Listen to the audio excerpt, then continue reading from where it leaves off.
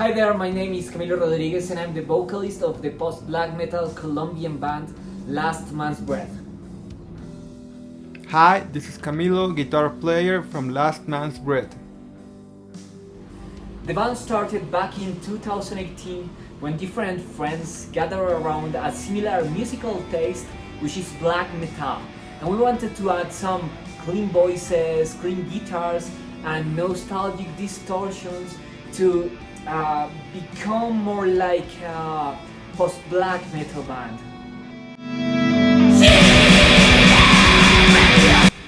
Well, I work as a mobile app developer and I've been fortunate enough to still have a job despite these circumstances. So I've been working from home on a regular office schedule and I've been playing guitar, working on new songs. I've been studying, reading, watching TV, and I try to do some exercise like 3 times per week. That's what I try.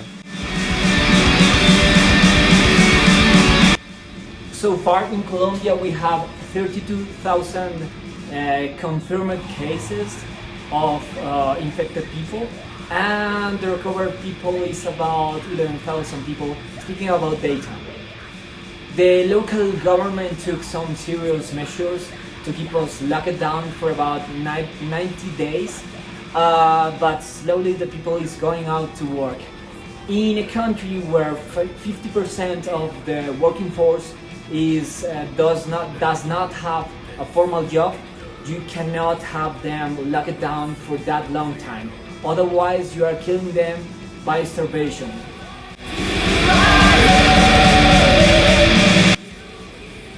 This is the first work we released as a band. It has 4 songs that we wrote during the second half of 2018.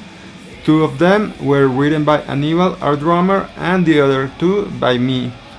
This is a self-produced work. We recorded and mixed it at Felipe's house.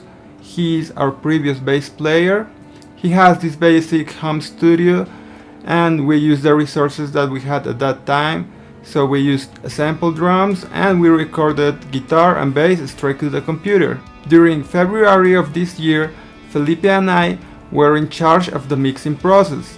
Although I wouldn't say that we have lots of experience, we have some background on audio production and we did the best work we could. After that, our singer knew about this guy from Canada that has experience on the mastering process, so he helped us in that part. Every song tells a story. If you read them carefully, you will find some references from Nietzsche, from Lovecraft, and other local references.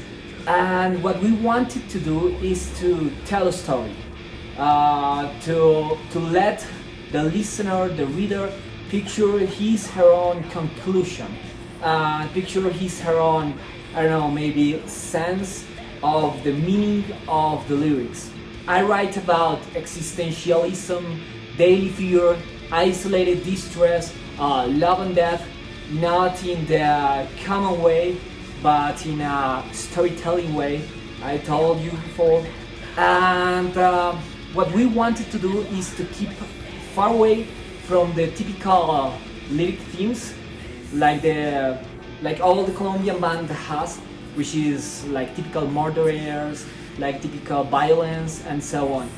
If you take We Deserve, you will find a love story, but not in the traditional way, but more or less like a relief, from, I don't know, maybe the being dependent of another person. And that song has some influence from Nietzsche and Lovecraft and other cultural stories, and that's it.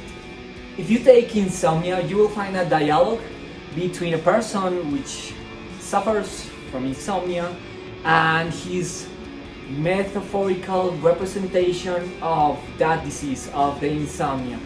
At the end, that nameless man starts his daily routine, and in his daily routine all the time has that dialogue and all the time questions himself about if he is worthy of being living, of being keeping alive, and all what he's doing in his life.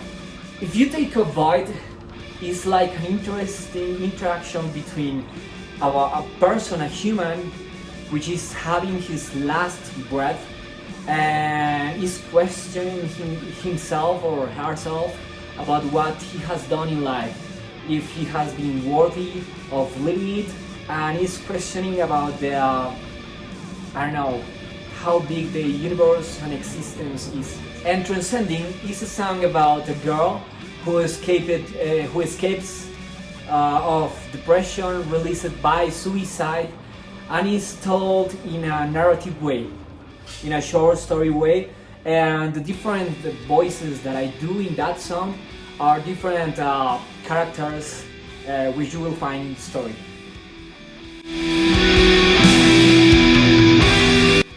The cover art is a representation of a human being in a hypothetical dystopic future where his last breath is being occurred, and how he is being banished from the surface of the earth, and how he has done his last effort to being alive, and how he remembers or how he reminds his existence and how he has done in his life. We created different arts for each song, and if you look them carefully, you'll find that none of them has a head. Instead of that, there is like a last flame of living, like we were saying, like the last breath, and that depicts the way of how they are being banished from the earth. At the end, it's like I wrote in "We Deserve," stories were written for us, and the dust will erase them.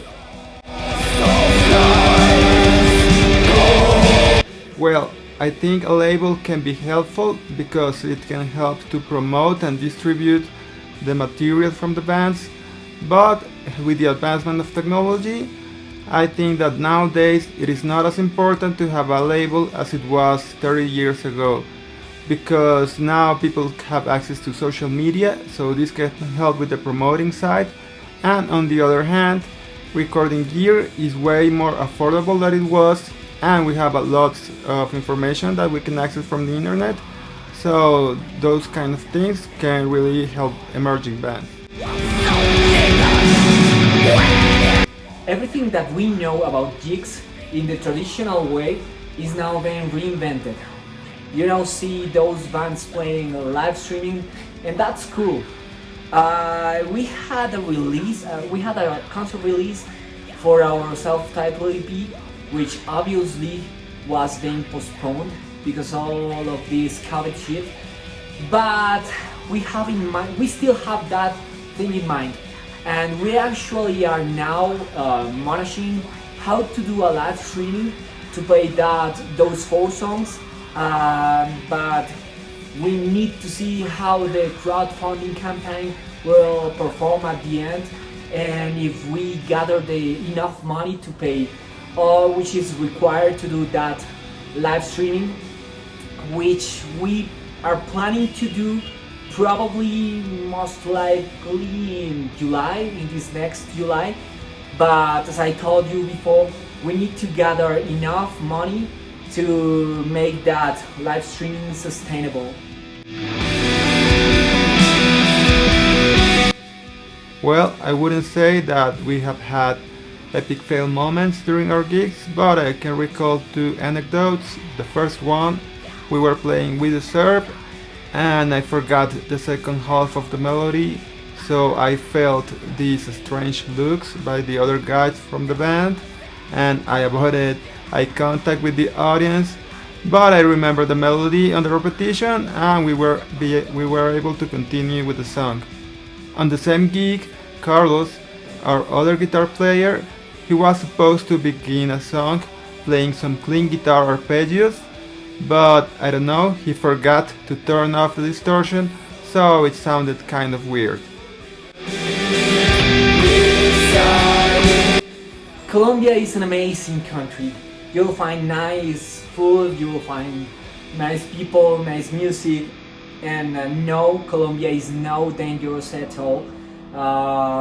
I love a lot my country, and if you like cold weather, you will find Bogota lovely. And so I invite all of you to come here to Colombia. There are different nice places. It's like a paradise in earth. And after all this, probably you can come here and watch us play live or expect us in your country. The last heavy metal album that impressed me is called Futility Report by the Ukrainian band White Word. I really like contrasts in music, and for me, that band took it to another level.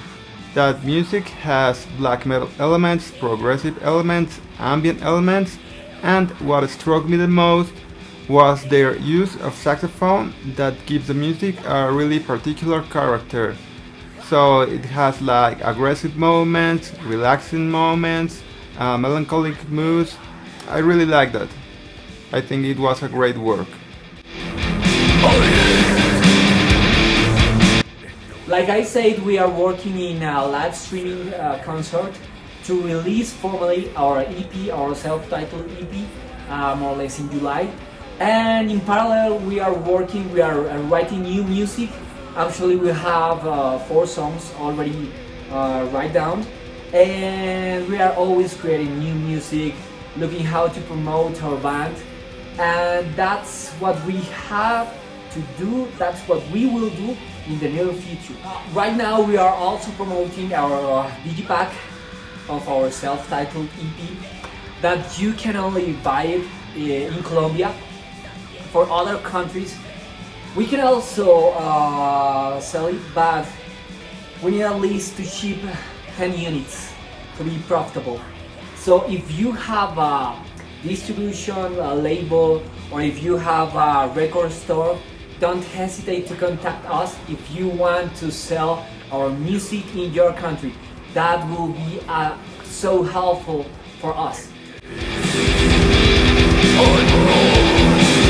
So that's it, that's Last Man's Breath, post-black metal from Colombia. Don't forget to follow us on our social media. Don't forget to listen to us in your preferred streaming platform, to add our songs to your favorite playlist. And if you want our digipack, don't hesitate to write us and keep the flame of post-black metal alive.